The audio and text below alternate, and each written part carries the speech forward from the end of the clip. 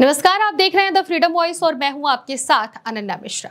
यूं तो उत्तर प्रदेश में योगी आदित्यनाथ की सरकार है और भाजपा की सरकार है, लेकिन उत्तर प्रदेश में अगर काम देखा जाए तो काम अखिलेश यादव कर रहे हैं, उनके कार्यकर्ता कर रहे हैं, समाजवादी पार्टी कर रही है। और ये बात हम इसलिए कह रहे हैं क्योंकि बरसात का मौसम चल रहा है और इस बरसात के मौसम में यानी कि जगह जगह कई ऐसे जिले हैं जहां पर जल भराव हो जाता है। उत्तर प्रदेश की सरकार यूं तो लगभग 8 साल उसके पूरे होने वाले हैं और केंद्र में 11 साल हो चुके हैं, लेकिन उसके बाद भी उत्तर प्रदेश में विकास के नाम पर कुछ भी नहीं हुआ है।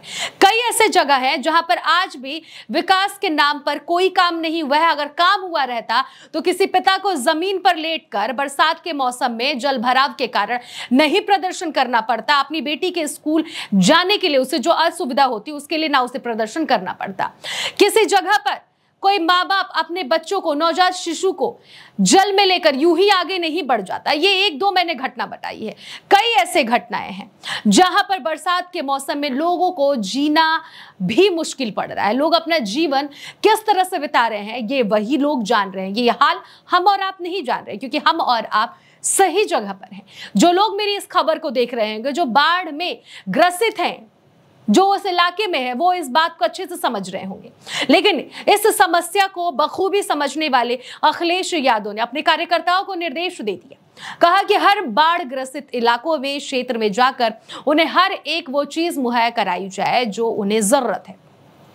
और बाढ़ से ग्रसित जितने भी क्षेत्र हैं, जो इलाके हैं, वहां पर भारतीय जनता पार्टी के नेता नहीं जा रहे हैं, बल्कि समाजवादी पार्टी के कार्यकर्ता जगह जगह जाकर लोगों को सामान वितरित कर रहे हैं। खाने के कई ऐसे पदार्थ हैं जो लोगों को दिए जा रहे हैं। आपको याद होगा कि प्रयागराज, जिस प्रयागराज का बहुत गुणगान गाया जा रहा था कि कई वर्षों बाद ये प्रयागराज में महाकुंभ लग रहा है, बहुत भाग्यशाली जो लोग हैं वही इस महाकुंभ में हिस्सा ले रहे हैं। लेकिन आपको पता होगा कि उस प्रयागराज को भव्य, दिव्य, अलौकिक, अकल्पनीय उस महाकुंभ को बनाने के लिए कई हजारों करोड़ों रुपए की वहां पर लागत लगी थी। चाहे वो पुल बनवाने के लिए हो, चाहे वो सड़कों का निर्माण हो, चाहे वो अन्य प्रकार के किसी भी किस्म के निर्माण हो, लेकिन वो सभी की सभी जगह ध्वस्त हो गई है। ध्वस्त शब्द का इस्तेमाल हम इसलिए कर रहे हैं क्योंकि प्रयागराज जब बाढ़ में आज डूब गया है तो वहां पर भारतीय जनता पार्टी जो बड़े बड़े विकास के काम कर रही थी, वो आज बाढ़ से ग्रसित लोगों को बचाने में असफल हो रही है।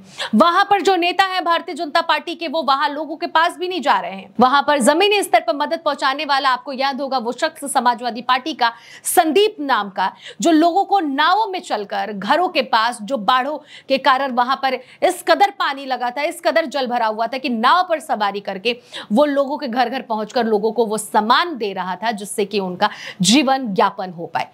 उसको भी रोकने की पुरजोर कोशिश की गई भारतीय जनता पार्टी की तरफ से, प्रशासन की तरफ से, लेकिन उस युवक ने हार नहीं माना और वो लगातार अपना काम करता गया। और आज सिर्फ वही है कि युवक प्रयागराज में काम नहीं कर रहा, बल्कि उसके जैसे हजारों की संख्या में समाजवादी पार्टी के कार्यकर्ता उत्तर प्रदेश के हर एक उस कोने में काम कर रहे हैं और लोगों तक सामान पहुंचा रहे हैं, जो भारतीय जनता पार्टी को करना चाहिए, भारतीय जनता पार्टी के नेताओं को करना चाहिए, भारतीय जनता पार्टी के कार्यकर्ताओं को करना चाहिए। लेकिन आज वो नहीं कर रहे हैं। वो सिर्फ महाकुंभ में दिव्य, भव्य, अलौकिक और अकल्पनीय गाथा गाने के लिए थे। वो भी अकल्पनीय गाथा, दिव्य भव्य वाला इस वक्त झूठा साबित हो रहा है, क्योंकि वहां पर विकास के नाम पर कुछ भी नहीं हुआ है। अगर विकास हुआ रहता तो आज जल भराव लोगों के घरों तक नहीं पहुंचता, लोग घरों में नहाते नहीं। कई ऐसे वीडियो वायरल हुए हैं। आपको याद होगा कि पुलिसकर्मी जो घर में नहाता हुआ पा रहा है, कह रहा गंगा मैया हमारे घर में प्रवेश कर गई है, डुबकियां लगा रहा है। तो ये है भारतीय जनता पार्टी की असफलताएं और ये है समाजवादी पार्टी की सफलताएं, जो सरकार में ना होते हुए भी सरकार वाले वो काम कर रहा है जो सरकार को करना चाहिए।